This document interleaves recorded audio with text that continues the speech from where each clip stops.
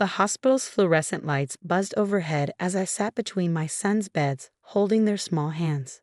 Tyler, 8, and Mason, 6, lay pale and quiet, connected to monitors that beeped steadily.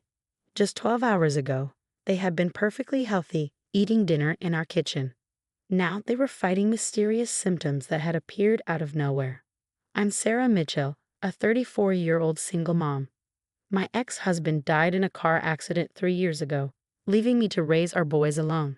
My father remarried last year to Victoria, a seemingly perfect stepmother who always seemed too interested in my children. Mrs. Mitchell. A stern-looking doctor entered, followed by 2 people in business attire. I'm Dr. Reynolds. These are Miss Peters and Mr. Garcia from Child Protective Services. My heart stopped. CPS. I stood up, instinctively moving closer to my boys. We found concerning levels of multiple substances in your son's blood work. Dr. Reynolds continued, his face grave. Substances that shouldn't be in children's systems. What? That's impossible, I protested, looking at my sleeping boys. They only eat what I cook at home or what they get at school. Miss Peters stepped forward, her heels clicking on the linoleum floor. Mrs. Mitchell, where were your children yesterday? Home with me. We had dinner together, like always. Then they started feeling sick around bedtime. And who has access to your home? Your food, Mr. Garcia asked, taking notes. Before I could answer, a familiar voice came from the doorway. I was there yesterday afternoon. My stepmom Victoria stood there in her designer outfit, looking concerned. I dropped off some groceries while Sarah was at work. I'm so worried about the boys. The CPS workers exchanged glances. And you are? Victoria Mitchell, their grandmother. I've been so concerned about Sarah lately. She's been stressed, working too much, maybe not paying enough attention to what the boys eat or do. I stared at her, pieces clicking into place. Victoria had been bringing groceries, offering to cook, showing up unannounced for months now. Always when I was at work, always insisting on helping with the boys' meals. That's not true, I said firmly. My boys are well cared for. I prepare all their meals myself. Except when you don't, Victoria cut in smoothly. Like when you're too tired or working late. I've had to step in so many times.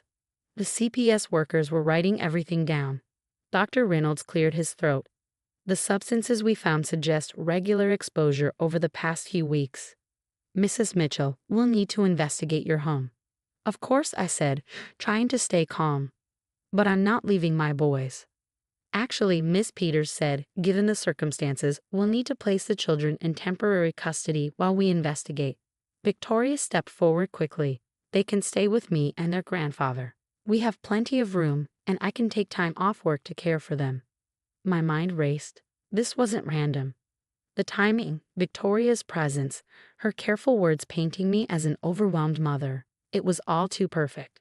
Then I remembered something that made my heart race. The new nanny cam I'd installed in my kitchen 3 weeks ago. After noticing things moved around when I wasn't home.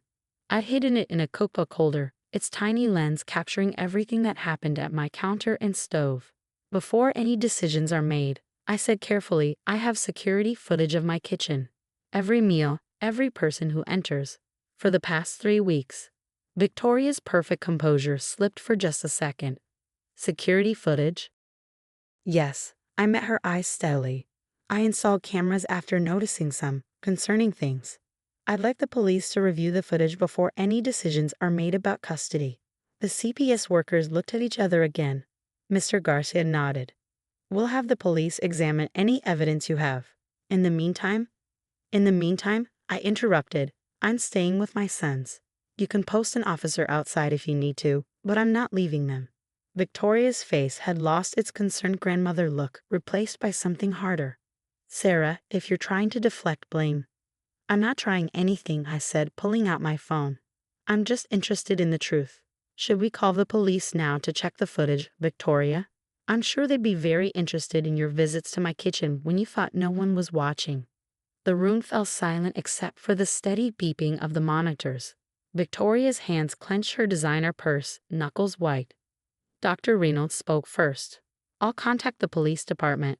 Mrs. Mitchell can stay with her sons, but with an officer present until we sort this out. Victoria backed toward the door.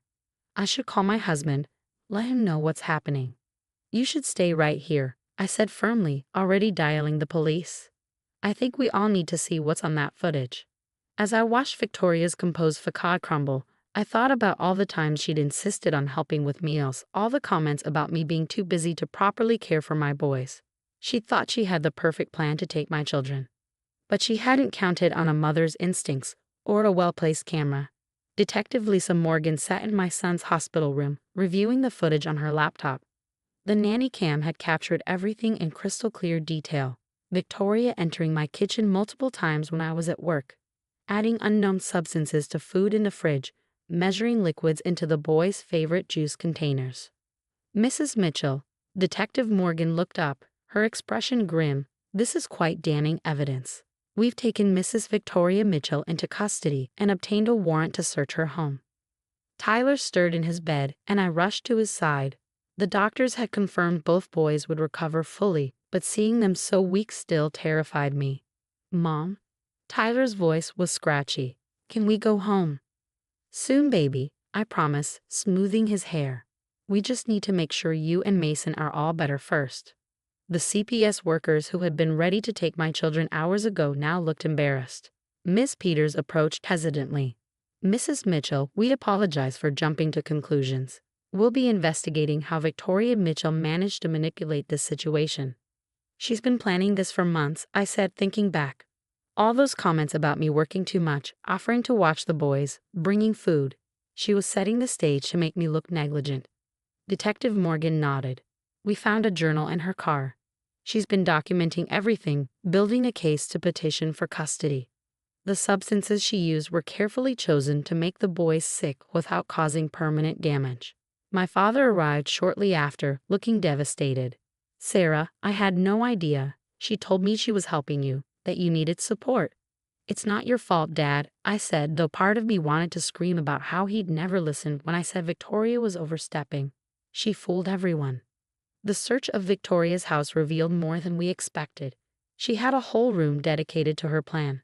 Documents about custody laws, research on untraceable substances, even photos of my boys taken without my knowledge. She'd been stalking us, learning our routines, waiting for the perfect moment to strike. Mason woke up crying that evening, confused and scared. Where's Grandma Vicky? She said she'd make us special pancakes. My heart broke. Grandma Vicky did something very bad, sweetheart. She made you and Tyler sick. But why? His little face scrunched up in confusion. How do you explain to a 6-year-old that the woman who bought them toys and made them special treats had been slowly poisoning them to steal them away? The hospital ran more tests, documenting everything for the prosecution. Detective Morgan kept me updated as they built their case. Victoria had used a combination of substances that would cause concerning symptoms without raising immediate red flags, until she deliberately increased the dose that final day. She was playing a long game, Detective Morgan explained. Small doses to create a pattern, then a bigger dose to trigger intervention. She had character witnesses lined up, documentation of every time she'd helped with the boys. She even had a child psychologist ready to testify about parental neglect. My father struggled with guilt, spending hours by the boys' hospital beds. I brought her into our lives, he kept saying. I gave her access to my grandchildren. The hospital staff became our temporary family, bringing the boys' games and extra pudding cups. One nurse even set up a movie screen so they could watch their favorite superhero films. When the toxicology reports came back, they confirmed what the footage suggested. Victoria had been using a combination of substances that would create symptoms similar to food poisoning or stomach flu. Nothing lethal, but enough to raise serious concerns when discovered by medical professionals. The premeditation is staggering, my lawyer said as we reviewed the case. She created a paper trail of concern for months before implementing her plan. If you hadn't installed that camera, I couldn't even think about what might have happened. Instead, I focused on my boys, watching them grow stronger each day, their color returning, their spirits lifting. 5 days after admission, Dr. Reynolds gave us the all clear to go home. Their systems are clean now, he assured me. But you'll need to follow up with their pediatrician next week. As I packed up their things, Tyler tugged at my sleeve. Mom, is Grandma Vicky going to jail? I knelt down to his level. Yes, honey, she did something very wrong, and she has to face the consequences. Like when I broke Mason's tablet and had to give him mine. Despite everything, I smiled. Something like that, but much more serious. Loading the boys into the car, I caught sight of my father standing awkwardly by his vehicle. "We'd like to come home with you," he said softly. "If that's okay. I need to make this right." Looking at my sons in the rearview mirror, I nodded. We had all been victims of Victoria's manipulation. Now we needed to heal, together.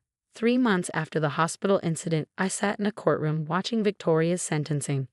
She pleaded guilty to attempted custodial interference, child endangerment, and several other charges after her lawyer saw the overwhelming evidence against her. The boys were at school, safely away from this final chapter of our nightmare. Their recovery had been complete, but the emotional scars were still healing.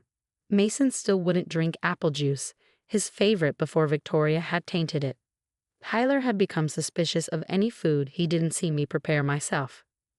"Your Honor," the prosecutor addressed the court, "the defendant engaged in a calculated long-term plan to poison 2 young children for the purpose of gaining custody.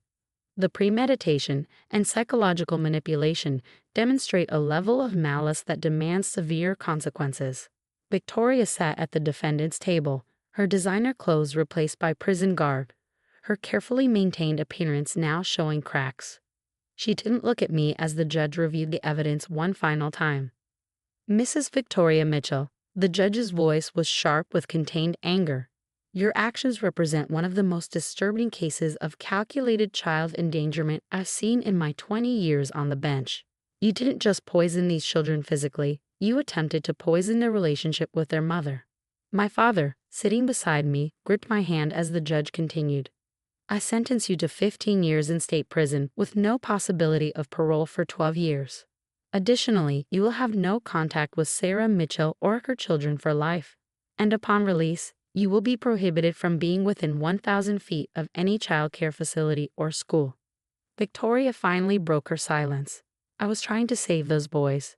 Sarah works too much. She—" "Enough," the judge cut her off. "Officers, please remove the defendant." As they led Victoria away, she turned to look at me one last time. The mask of caring grandmother was gone, replaced by raw hatred. I met her gaze steadily, refusing to flinch. She had no power over us anymore.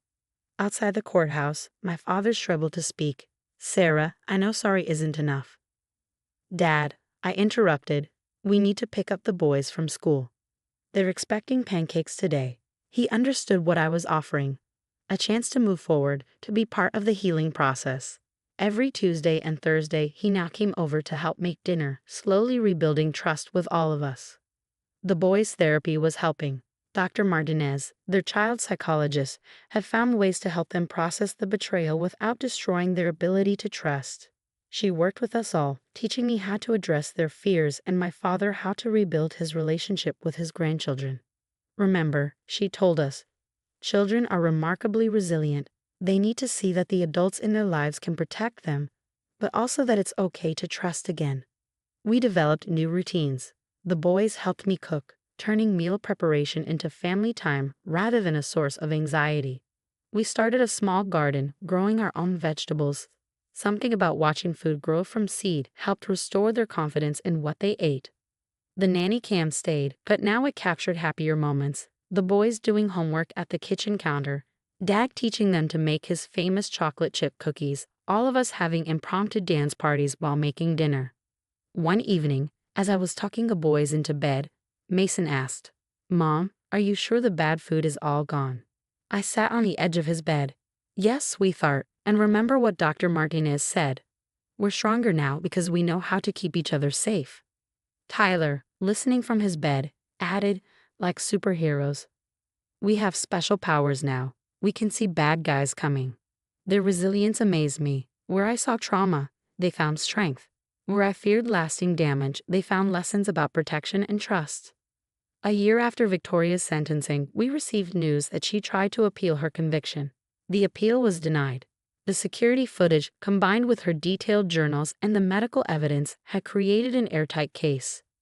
"You know," my father said one evening as we watched the boys playing in the backyard, I keep thinking about all the signs I missed. The way she always undermined you, how she tried to take over with the boys. Dad, we all miss things. What matters is what we do now. He nodded, watching his grandsons chase each other with water guns. They're happy again, he observed. Really happy. And they were. The fear had faded from their eyes, replaced by the natural joy of childhood. They still had moments of anxiety about food or new people, but they were healing, growing, learning to trust their instincts while staying open to love. As I watched my family, broken but rebuilt stronger, I realized that Victoria's attempt to destroy us had failed in every way. Instead of tearing us apart, she taught us the importance of protecting each other, of building trust on truth rather than appearance. The kitchen that had once been her weapon against us was now the heart of our home again, filled with laughter, love, and the smell of homemade cookies. We hadn't just survived, we had thrived. Your dangerous dog attacked me. Sarah's shrill voice cut through the hospital corridor as she clutched her bandaged arm, tears streaking her face. Look what that monster did. I stood frozen, heart hammering in my chest, staring at my sister-in-law in disbelief. Luna, my golden retriever and certified therapy dog, sat calmly at my feet, her warm brown eyes steady, untroubled, showing none of the aggression Sarah was accusing her of. My dog didn't attack you, I said, keeping my voice even despite the fire building inside me. Sarah's husband, my brother, Mike, stood rigid beside her, his expression dark with anger. We have proof, Madison. Look at her arm. Sarah yanked up her sleeve, revealing jagged red scratches and what looked like bite marks. She needs to be put down. She's a menace.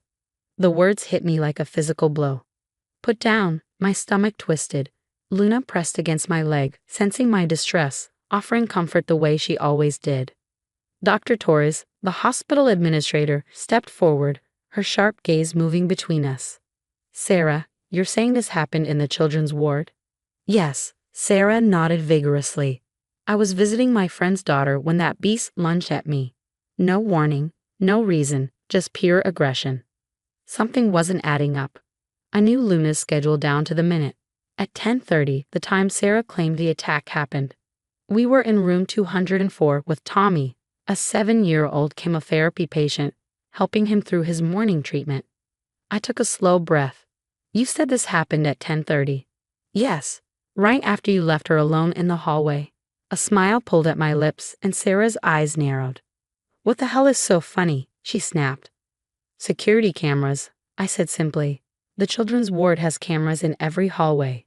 If Luna attacked you, it'll be on video. The color drained from Sarah's face so fast I thought she might faint. Mike's posture stiffened. Then let's check, he said, though doubt crept into his voice. Dr. Torres was already on her phone. Security is pulling the footage now. Minutes later, we were in the security office, the dim room illuminated by the glow of multiple screens. Officer Martinez, the head of hospital security, met us with a grim expression. I've pulled up footage from 10 o'clock to 11 o'clock a.m., he said, fingers flying over the keyboard. The screen flickered, showing clear, time-stamped footage. There I was with Luna in room 204, never once stepping outside between 10:15 and 10:45. This can't be right. Sarah's voice rose to a near scream. Check another camera. Officer Martinez clicked through every angle. Luna was nowhere except by my side, in Tommy's room. But something else appeared, something that made my pulse spike. At 10:25, the cameras showed Sarah entering the hospital through a side door, before visiting ours. She disappeared into a restroom and emerged 10 minutes later, clutching her arm. The same arm she now claimed Luna had attacked. Dr. Torres folded her arms. Would you like to explain this? Sarah's breath hitched, and for the first time, her tears looked real, not from pain, but from sheer panic. I just wanted. You wanted my dog put down. I finished, my voice trembling with fury. You faked an attack, hoping no one would check the footage. You tried to ruin Luna's reputation, her life, because you don't like having a dog in the family. Mike took a step back from his wife, his face a mask of shock and betrayal. Tell me you didn't, he whispered. Sarah's silence spoke for her. Officer Martinez's voice was firm. Filing a false report about an animal attack is serious, especially in a hospital. There will be consequences. Dr. Torres turned to me, her expression softening. Madison, I am so sorry. Luna's record remains spotless. In fact, she glanced at her tablet. Her approval to train other therapy dogs just came through this morning. Relief crashed over me. I knelt beside Luna, wrapping my arms around her soft fur, tears spilling onto her coat. She licked my hand gently, ever the professional, even in the midst of chaos. Sarah was escorted out, wailing, I just wanted her to know how it feels to lose something she loves. Mike lingered, looking shattered. Maddie, I had no idea. I really thought, I'm so sorry. I studied him for a moment. You chose to believe her over me, I said quietly. Over Luna, who you've known since she was a puppy. That's not something I can forgive overnight. He nodded, accepting the weight of his mistake. And then, just as he turned to go, Luna did something that made my throat tighten. She walked up to him and pressed her nose against his hand. Therapy dogs don't hold grudges. They just heal, even when the people they comfort don't deserve it. The days after Sarah's attempt to frame Luna were a whirlwind of legal proceedings and family drama. My phone buzzed nonstop, relatives taking sides, some defending Sarah's moment of weakness, others horrified by her actions. I ignored most of them, focusing on what mattered. My work with Luna at the hospital. But Sarah's actions had unexpected consequences. Word spread fast, and soon Luna and I found ourselves in the public eye. Local news stations ran the security footage, highlighting the clear attempt to frame an innocent therapy dog. I can't believe she's playing the victim, my friend Jessica muttered one evening as we watched Sarah's tearful interview on TV. Listen to her. I was only trying to protect the children from a dangerous dog. I muted the screen, unable to stomach more lies. Luna lay at my feet, completely unaware she was at the center of so much controversy.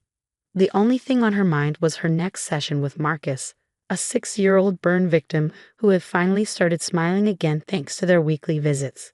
The hospital's getting calls from all over the country, I told Jessica, scratching behind Luna's ears. Other facilities want to know about our security protocols, how we document therapy dog behavior. Ironically, Sarah might have helped create better protections for therapy animals. Jessica's lips quirked in a half-smile. That's one hell of a silver lining. My phone buzzed again. Another message from Mike. He'd been reaching out daily, updates about Sarah's court-mandated psychiatric evaluation, his own counseling sessions. I hadn't responded to any of them. You'll have to talk to him eventually, Jessica pointed out. I know. I sighed. But every time I think about how quickly he believed her, how he stood there demanding Luna be put down, I just can't. The next morning at the hospital, Dr. Torres was waiting for me. The American Therapy Dog Association wants to feature Luna in their national campaign, she said.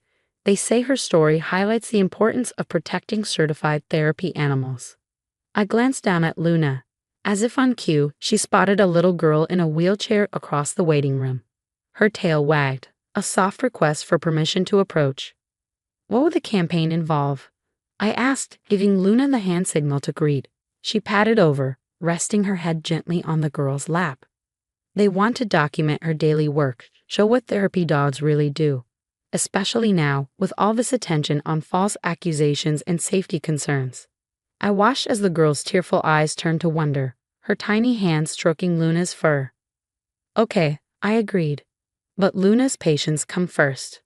Filming began the next week. The crew captured Luna in action, helping Tommy through another grueling chemotherapy session, staying calm amid beeping monitors and IV drips, supporting Marcus as he took his first shaky steps in physical therapy, using her as a steadying presence. Midway through filming, an unexpected visitor arrived. Mike. He looked nervous, clutching a thick folder. 5 minutes, he said. Please. I hesitated, then led him into an empty consultation room. Luna followed, instinctively positioning herself between us. A subtle but clear red on the tension in the room. Sarah's been diagnosed with borderline personality disorder, Mike said, opening the folder. She's been instigating incidents with therapy animals for months. 3 other hospitals reported issues before this. I stared at him, and he never noticed. She always had excuses, always made it seem like the animals were at fault. I believed her because, his voice cracked, because it was easier than admitting something was really wrong. I folded my arms. So now what? I'm divorcing her, he said, voice raw. Not just because of Luna. Because I finally see how much I let her manipulate me. How much damage I allowed her to do. Luna, sensing his distress, moved closer. After a hesitation, Mike reached out, resting a hand on her head. She stayed still, letting him absorb the moment. She's getting help now, he continued. But I needed you to know I was wrong. About her. About Luna. About everything. I studied my brother, seeing the guilt, the regret. And for the first time, the anger I'd been holding onto didn't feel quite as heavy. Outside, the camera crew had been filming through the window. Later, they told me that moment, my brother breaking down, Luna offering silent comfort, became the heart of the campaign. Because therapy dogs don't just help patients. Sometimes they help heal families too. 3 months after Sarah's incident, the Therapy Dog campaign launched, surpassing all expectations. Luna became the face of a national movement to protect therapy animals, her gentle eyes and calm presence gracing posters in hospitals across the country. Your dog has changed the way we certify therapy animals, Dr. Torres told me one morning as we watched Luna comfort a group of anxious children preparing for surgery. Every hospital in our network has installed additional security cameras and strengthened documentation protocols. The irony wasn't lost on me. Sarah's attempt to destroy Luna's reputation had, in the end, reinforced protections for therapy animals everywhere. That afternoon, I received an unexpected email from Sarah's psychiatrist requesting a meeting. After some hesitation, I agreed. The next day, Luna and I met her in her office. Sarah has made significant progress, the psychiatrist said, as Luna sat calmly at my feet. She's asked to make amends, but more importantly, she wants to understand why she did what she did. I considered saying no. But then I looked at Luna, the embodiment of the lessons we taught the children in our program. Forgiveness doesn't mean forgetting, but it can mean growth. A week later, I met Sarah in the hospital's meditation garden. She looked different, smaller somehow, stripped of the aggressive confidence she once wore like armor. I didn't expect you to come, she said quietly, keeping her distance from Luna. I almost didn't, I admitted. But Luna taught me something important. Sometimes the people who need help the most are the ones who fight against it the hardest. Sarah's eyes filled with tears as she watched Luna, who remained still, offering neither judgment nor comfort. I was jealous, she whispered, of how much Mike loved her, of how everyone praised your work. I wanted to destroy something good because I couldn't stand seeing someone else succeed. It wasn't a perfect apology, but it was honest. Luna, ever professional, maintained her position by my side, neither retreating nor approaching. The Therapy Dog campaign concluded with a special ceremony at the hospital. Luna received an honorary award for her contributions to therapy animal advocacy, though she seemed far more interested in the tennis ball that came with it than the actual plaque. Mike attended the ceremony, standing quietly in the back. Our relationship was healing, slowly, in cautious steps forward with occasional steps back. Luna, as always, played a crucial role in that process, her unconditional acceptance showing us both what forgiveness could look like. We're starting a new training program, I told him after the ceremony. Teaching handlers how to protect their therapy animals while still maintaining a compassionate approach. Would you like to help? His expression shifted from surprise to something softer, hope. Really? Really, I nodded. Sometimes the best advocates are the ones who've seen both sides of the story. As I write this, Luna sleeps peacefully beside me, her work vest hung by the door, ready for tomorrow's hospital rounds. Sarah's actions, while painful, led to lasting change, stronger protections for therapy animals and a deeper understanding of their impact. But more importantly, they reaffirmed what I had always known, that even in darkness, a dog's capacity for forgiveness can light the way forward. The children at the hospital don't know about the drama that unfolded months ago. They only know that Luna still visits faithfully, offering her quiet support during their treatments, making them smile when nothing else can. And maybe that's the greatest victory of all, that despite everything, Luna never lost her ability to love and heal. Dr. Torres often says that every crisis carries a gift if we're willing to look for it. In our case, the gift was the opportunity to protect therapy animals while reminding the world just how precious they truly are. Luna and I continue our rounds, finding meaning in every quiet moment of connection. And as for Sarah, last I heard, she was still in therapy, still working to understand her actions and make amends. Luna taught me that healing isn't about grand gestures, it's about small moments of grace, offered freely and without judgment, because that's what therapy dogs do. They show us the best version of ourselves, even when we struggle to see it. And that is worth protecting, at all costs. Your dog likes you more than me, so I left her in the forest. Amanda's voice oozed satisfaction through the phone speaker, each word dripping with pettiness. My fingers clenched the edge of the kitchen counter as I struggled to steady my breath. My sister-in-law continued, oblivious to, or perhaps reveling in, my horror. At 32, I never imagined I'd be dealing with someone cruel enough to abandon a service dog in the wilderness. But there Amanda was, casually admitting that she'd driven my medical alert dog, Luna, deep into the Cascade Mountains and left her there.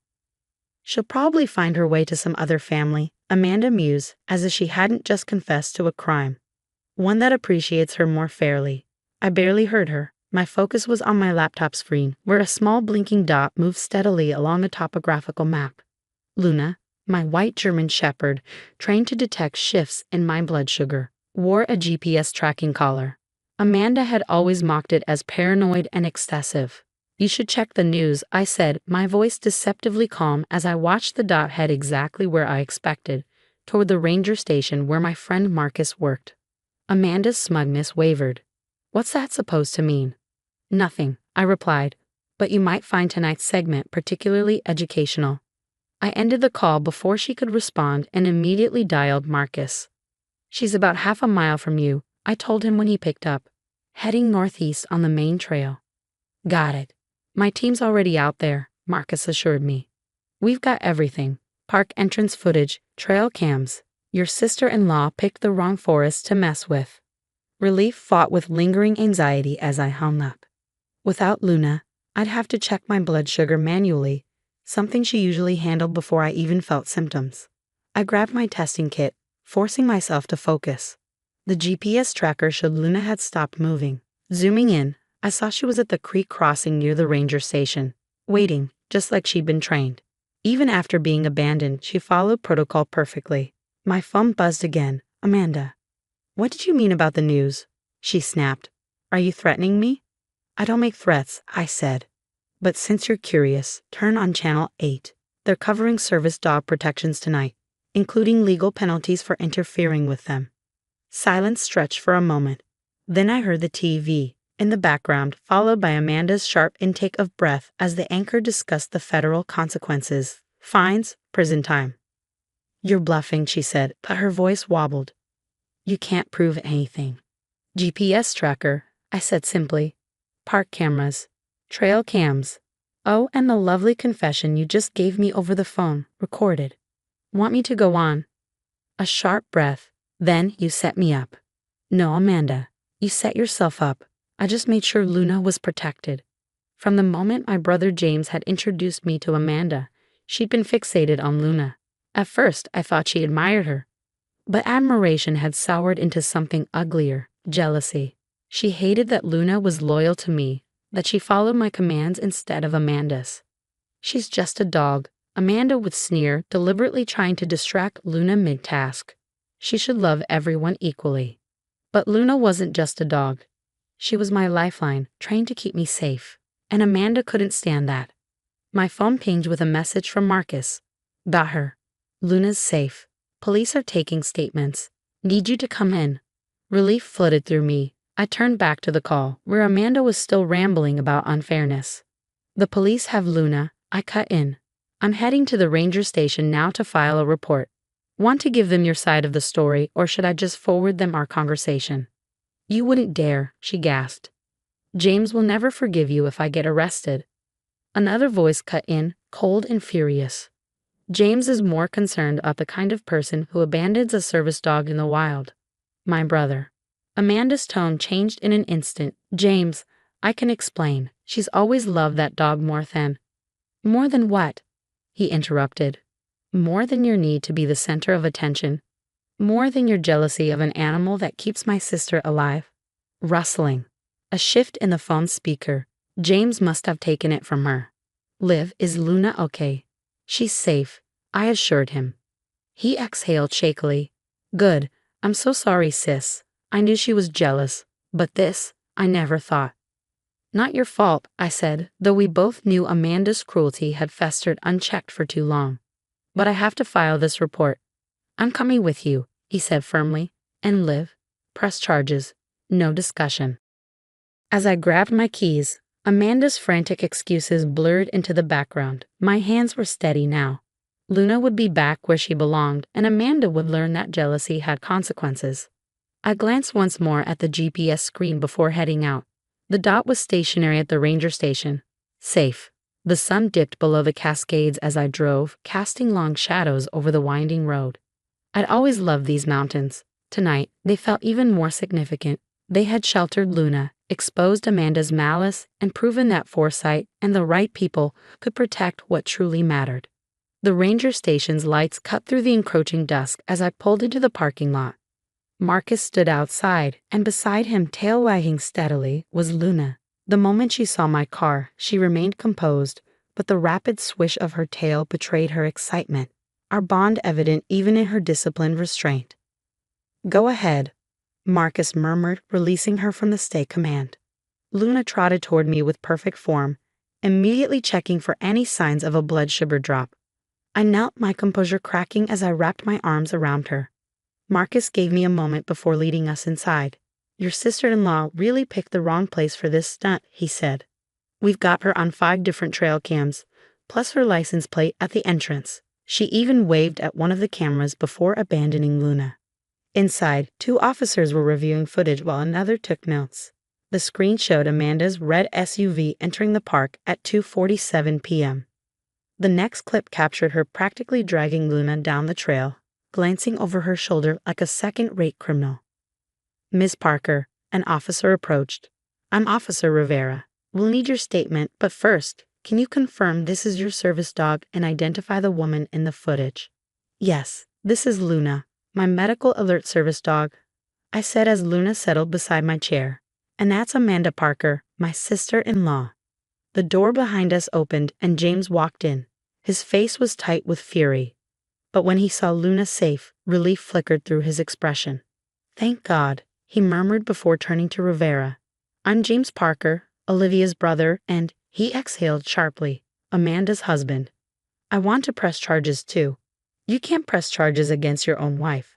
Amanda's voice rang out as she stormed in, mascara streaked down her face. James, please. I did this for us. The room went silent. Luna shifted slightly closer to me but stayed in position. For us? James's voice was dangerously low. How exactly is abandoning my sister's service dog for us? Amanda's gaze darted around, taking in the officers, the security footage, the evidence stacked against her. She loves that dog more than our family. Every time we visit, it's Luna this, Luna that. She won't even let me pet her when she's working. I just wanted. Wanted what? I cut in, my voice steady. Wanted Luna to fail her training? Wanted to put my life at risk? Wanted to commit a federal crime? It's just a dog. Amanda snapped, her composure shattering completely. Officer Rivera stepped forward. Mrs. Parker, interference with a service animal is a federal offense. Given the premeditated nature of your actions, along with the security footage and your recorded confession, you're facing serious charges. I held up my phone. I have the recording and text messages where she threatened to fix the Luna situation. Amanda paled. James, you can't let them do this to me. I'm your wife. And Olivia is my sister. James shot back, his voice like ice. Luna isn't just a dog. She's medical equipment. Would you throw away Olivia's insulin? Hide her glucose monitor? Because that's exactly what you did. Marcus cleared his throat. We also have footage of Mrs. Parker interfering with Luna's training last month, trying to feed her while she was working. My stomach turned. I'd noticed Luna acting off that day at the family picnic. Amanda had sworn she hadn't done anything. You've been trying to sabotage her for weeks, haven't you? I said, realization settling in. Amanda's silence was answer enough. Rivera nodded to his colleagues. Mrs. Parker, you're under arrest for interference with a service animal and attempted endangerment. You have the right to remain silent. As the officers let Amanda out, she kept looking back at James, but my brother wasn't paying attention. His gaze was locked on Luna and me. When the door shut behind Amanda, he exhaled sharply and sank into a chair. I had no idea, he said, voice rough. All those times she complained about Luna, I thought she was just being dramatic. I never imagined she'd. It's not your fault, I said, as Luna leaned into his leg, offering comfort even now. Marcus handed us coffee as we finished filing reports. The footage was damning. Amanda's arrival, her suspicious behavior, and her careless wave at the camera before driving off. The GPS tracker was genius, Marcus said, showing me Luna's recorded path. She followed her training perfectly, headed straight for help. I scratched Luna's ears. I just never thought I'd need it to protect her from family. As the night deepened, James sat quietly, lost in thought. He had decisions to make, and difficult ones at that. But as he watched Luna beside me, something settled in his expression, an understanding, a reckoning. Marcus pulled me aside. The DA will probably want to make an example of this case, he said. Service dog interference is on the rise. They'll push for serious consequences. I nodded, glancing at Luna, still vigilant, still faithful. Amanda had tried to sever something unbreakable. But she never understood. Some bonds aren't so easily destroyed. The months following Amanda's arrest were a whirlwind of legal proceedings and strained family dynamics. As Marcus had predicted, the district attorney pursued the case aggressively. The evidence, her premeditated actions caught on trail cameras, the recorded confession, left no room for claims of misunderstanding. I sat in a courtroom, Luna steady at my side, as Amanda's lawyer attempted to soften the narrative. My client simply didn't grasp the vital role of a service animal, he argued. The prosecutor responded by pressing play on Amanda's own words. Her voice filled the room. Your dog likes you more than me, so I left her in the forest. A weighted silence followed. The jury's faces darkened. There was no misunderstanding, just malice. James filed for divorce the same week. Over coffee one morning, he admitted, I can't stay married to someone who would deliberately put your life at risk. Luna rested between us, ever watchful. I keep thinking, what if you hadn't had that GPS tracker? What if Luna hadn't been so well trained? The trial wrapped up faster than expected. Amanda's repeated attempts to interfere with Luna's training, combined with her deliberate abandonment, resulted in a 6-month jail sentence and hefty fines. The court also issued a permanent restriction. She was barred from coming near service animals again. During sentencing, Amanda pleaded, Your Honor, I just wanted the dog to love me too. The judge's response was curt. Mrs. Parker, this case isn't about affection. You endangered a medical alert service dog, and by extension, your sister-in-law's life. Your jealousy of a trained medical response is both alarming and inexcusable. Life gradually returned to normal. Luna remained as steadfast as ever, her training flawless, her loyalty unwavering. If anything, the ordeal deepened our bond. The local service dog training center invited me to share our story, using it to highlight the importance of GPS trackers and protective measures. 6 months later, I stood before a group of new handlers, Luna by my side. Trust your instincts, I told them. If someone shows unhealthy interest in your service dog, don't ignore it. Take precautions. Document everything. James healed, though slowly. He immersed himself in learning about service dogs, even volunteering at the training center. One afternoon, as Luna alerted me to a drop in my blood sugar, he watched with quiet understanding. I should have realized sooner, he admitted. It's not just about the bond, it's about survival. On the day Amanda was released from jail, I received a letter through her lawyer. Sitting in my favorite coffee shop, Luna resting beneath the table, I opened it. Dear Olivia, I still don't fully understand your connection with Luna, but I recognize now that my actions were dangerous and wrong. Therapy helped me see how my jealousy spiraled out of control. I'm sorry for putting both you and Luna at risk. I won't contact you again. Amanda. I folded the letter and tucked it away, reaching down to run my fingers through Luna's soft fur. Some people would never understand what it meant to trust a service dog, not just as a companion, but as a lifeline. Marcus still sends me trail camera updates, snapshots of service dogs working safely with their handlers. The GPS tracking program we used has since been adopted by multiple organizations, adding an extra layer of protection for these partnerships. As I write this, Luna rests beside my desk, her steady breathing a quiet reassurance. The GPS tracker on her collar blinks, a small safeguard. A reminder that sometimes the best protection comes from preparing for the worst while hoping for the best. James visits often, continuing his own journey of healing.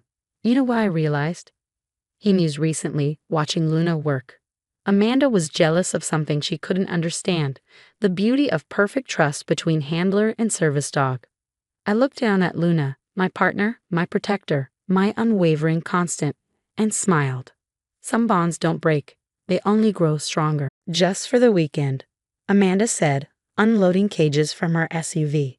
I watched, speechless, as she carried in one enclosure after another. 2 bearded dragons, 3 sugar gliders, 4 exotic parrots, 3 ball pythons, 2 fennec foxes, and a monkey. A live, chittering monkey. I have a quick business trip, and you're so good with animals, she added, shoving a stack of papers into my hands. My clinic specializes in domestic pets, I reminded her, but she was already unloading more supplies. Everything you need is in these boxes: food, enclosures, care guides. It'll be easy. Thanks, you're the best. Before I could protest, she was in her car, peeling out of my driveway like the devil himself was chasing her. I turned to my husband Mark, who had just walked in.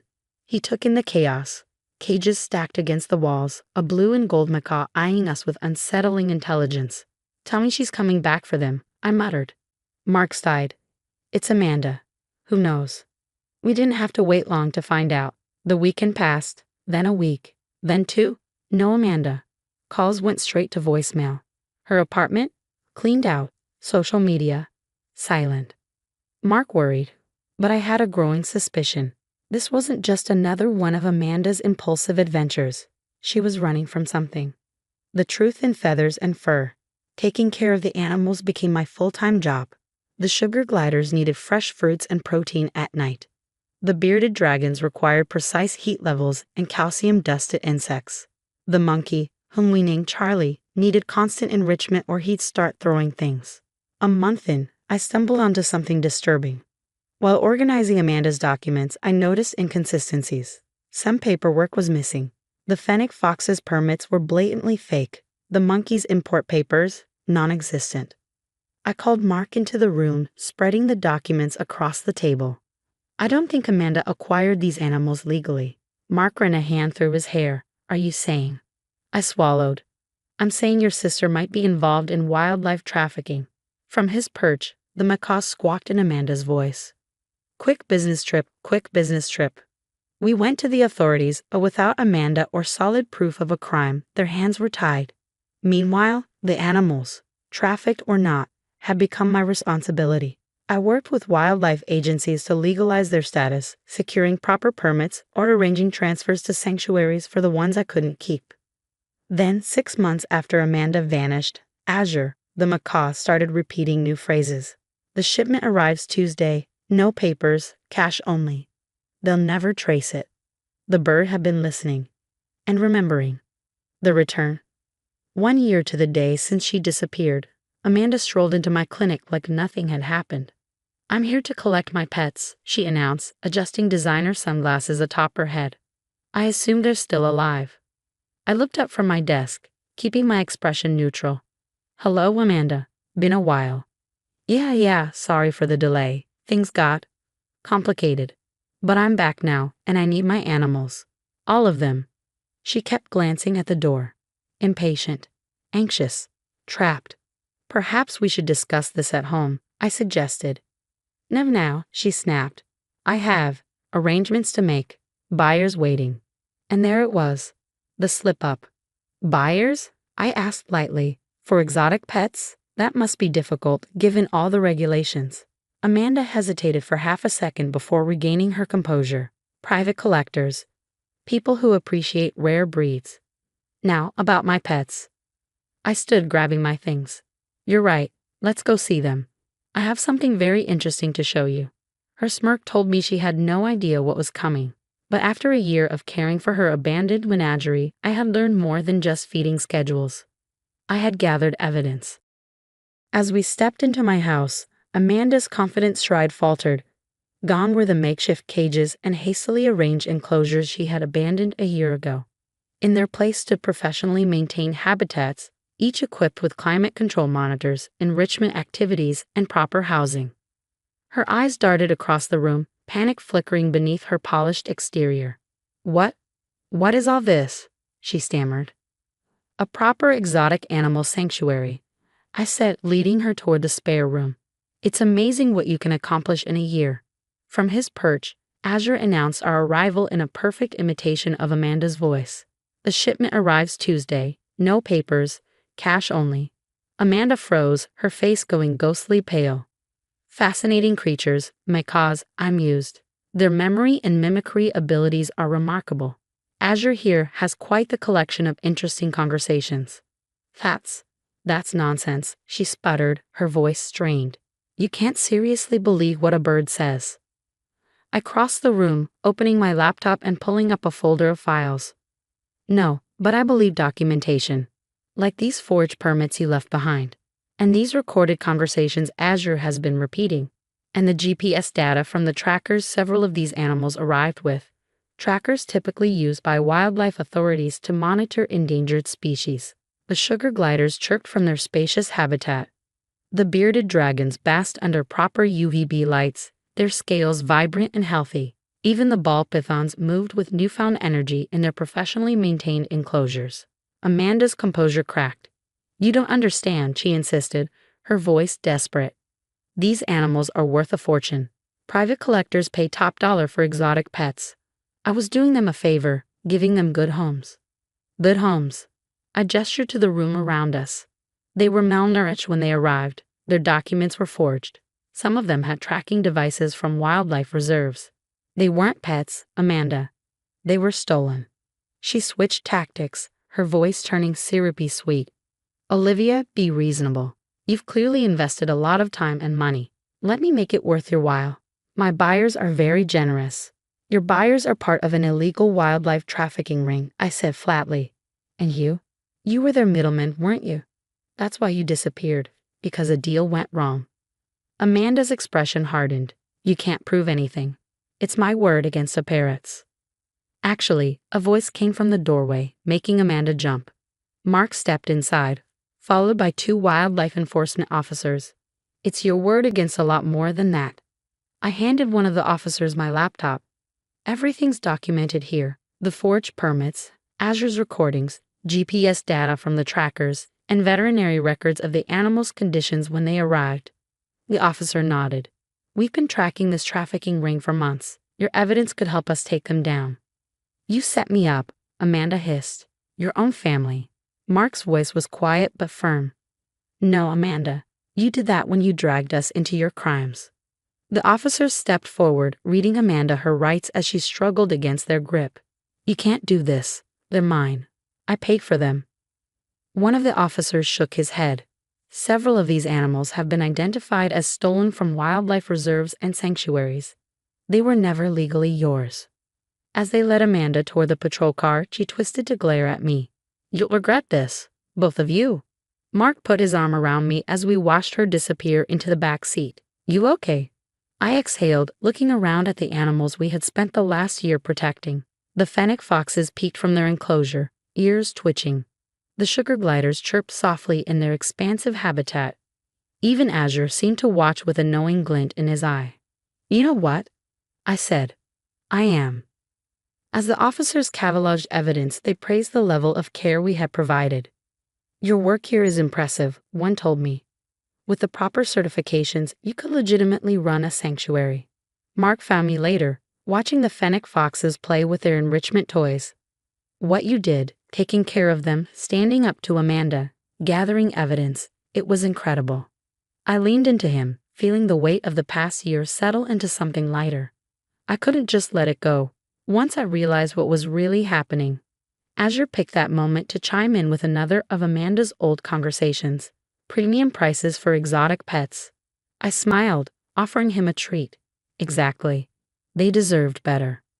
But as I watched the animals settle in for the night, a thought nagged at the back of my mind. Amanda wouldn't go down without a fight, and her connections ran deep. The fallout from Amanda's arrest was immediate. Within days, unfamiliar cars began lingering near our property, their tinted windows concealing whoever was inside. Anonymous threats appeared in our mailbox, each more sinister than the last. Mind your own business. Drop the charges. Accidents happen. The message was clear. Amanda's arrest had rattled her associates, and now they were watching us. I wasn't about to take chances. We upgraded our security system. Motion sensors, reinforced doors, floodlights triggered by the slightest movement.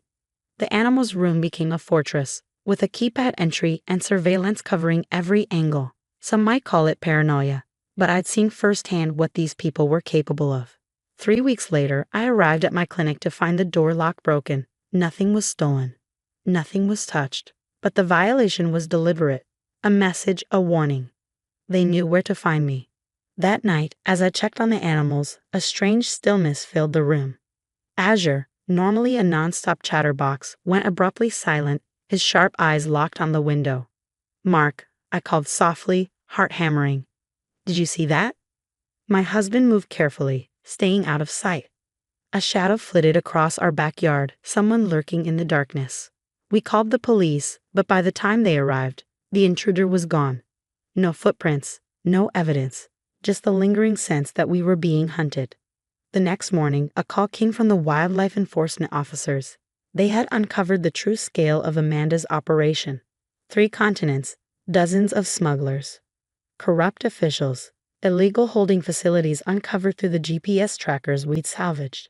Your sister-in-law was just the tip of the iceberg, Officer Martinez explained grimly.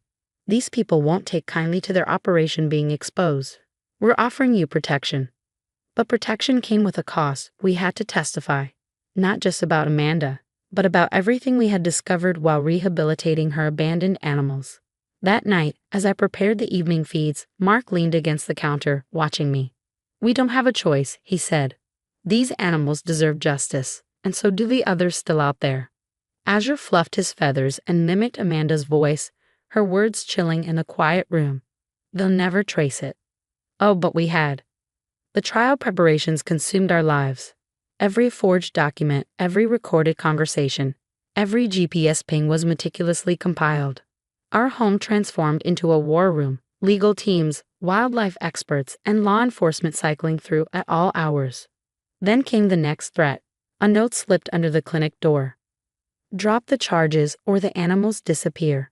I handed it straight to Officer Martinez, who added it to the growing case file. Our unexpected guardians, however, were the fennec foxes. Their hypersensitive hearing caught the faintest disturbances, ears swiveling toward unseen movements long before we noticed. The sugar gliders, normally playful, froze whenever someone unfamiliar approached, a natural security system we learned to trust. Then, 2 months into the case, Amanda made bail. Her first move? She sued me, claiming ownership of the animals, accusing me of theft. Her lawyer, a slick, sharp-eyed man in an expensive suit, served me in the middle of my clinic, his smirk infuriating. "Your rehabilitation permits don't override her ownership rights," he said smoothly. "These are exotic pets, not stray cats." But Amanda had underestimated me again. I didn't just rehabilitate these animals. I documented everything. Every vet visit, every sign of malnourishment, every transaction tied to illegal acquisitions. The sanctuaries I worked with provided statements about the animals' conditions upon arrival. Starved, traumatized, some near death. The lawsuit backfired spectacularly. Instead of regaining the animals, Amanda had just handed the prosecution even more evidence. Proof of her neglect, her illegal dealings, and her desperate attempt to erase her crimes. Her lawyer withdrew quietly. She had nowhere left to run. As the trial date neared, our home became a battleground. Witnesses prepped their statements. Law enforcement finalized their findings. The animals, remarkably, remained calm, as if sensing the justice they were about to receive. The day before court, I sat in their sanctuary, watching them settle in for the night. Azure preened his feathers, the fennec foxes curled up in their den, the sugar gliders stirring as dusk fell. Even the ball pythons seemed more alert, their tongues flicking at the air as if sensing change. "We're ready," Mark said, stepping beside me. "The evidence is airtight. The authorities have tracked down most of the ring." I stroked Azure's feathers. Over the past year, he had become more than just evidence. He was family. They all were. They tried to treat them like merchandise, I murmured. But there's so much more than that. The trial lasted 3 grueling weeks. Amanda sat stone-faced as the evidence unfolded. Azure's recordings played, her own voice damning her with every word. The GPS data mapped out smuggling routes across continents. Expert witnesses detailed the telltale signs of wildlife trafficking, neglect, forged papers, animals stripped from their natural habitats for profit. When the verdict came, it was swift. Guilty. On multiple counts: wildlife trafficking, animal cruelty, conspiracy, and operating a criminal enterprise. The judge's sentence was severe: 15 years without parole and crushing fines. As they led Amanda away, she turned to me one last time, venom in her voice. "I hope you're happy. You destroyed your own family for a bunch of animals." I met her gaze, unwavering. "No, Amanda," I said. "You destroyed our family the moment you chose profit over innocent lives. I chose to protect them." The aftermath brought unexpected change. Our home was officially recognized as a rehabilitation center for rescued exotic animals. Wildlife authorities began bringing us more animals recovered from trafficking operations. The spare room expanded into a full sanctuary wing. One evening, Mark and I stood in the sanctuary, watching the sunset filter through the reinforced windows. Azure shredded a toy on his perch. The fennec foxes dozed, and the sugar gliders stretched their limbs, preparing for another night. "You know," Mark said, "when Amanda dumped these animals on us, I thought it was just another one of her messes. I never imagined it would lead to this." I smiled, offering Azure a treat. Sometimes the worst situations bring the best outcomes. They needed someone to fight for them. And in return? Azure tilted his head, then mimicked my voice perfectly. "They're family now." I laughed softly, brushing my fingers along his bright feathers. He was right. We couldn't have said it better ourselves.